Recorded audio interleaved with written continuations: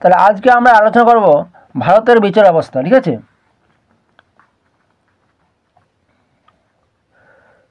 ভারতের বিচার ব্যবস্থার গঠন। ঠিক আছে,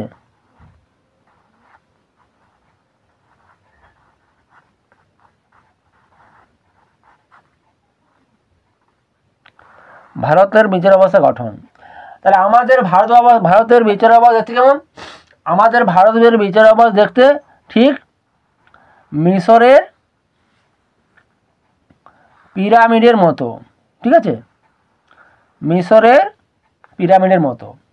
তাহলে মিশরের পিরামিডের মতো দেখতে। ঠিক আছে, ভারতের এই মিশরের পিরামিডের মতো দেখতে। তাহলে সর্বস্থান কি হচ্ছে? Supreme court. ঠিক আছে, সুপ্রিম কোর্ট। তাহলে এইটা হচ্ছে সুপ্রিম কোর্ট, সর্বোচ্চ স্থান রয়েছে সর্বশীর্ষে। ইয়ার নিচে এখানে হচ্ছে এখানে হাইকোর্ট সমূহ, হাইকোর্ট সমূহ। ঠিক আছে, তাহলে রাজ্যের হাইকোর্ট সমূহ তাহলে এই জায়গায় রয়েছে। ঠিক আছে, তাহলে আমাদের বর্তমানে কয়টি হাইকোর্ট রয়েছে? আমাদের বর্তমানে 25টি হাইকোর্ট রয়েছে। আমাদের কত রাজ্য আছে? 28টি রাজ্যে 25টি হাইকোর্ট রয়েছে। ঠিক আছে, বর্তমানে। তাহলে এই মধ্যবর্তী রয়েছে হাইকোর্ট সমূহ। আর সর্বনিচে রয়েছে, সর্বনিচে রয়েছে, নিচে রয়েছে অধস্তন আদালত সমূহ,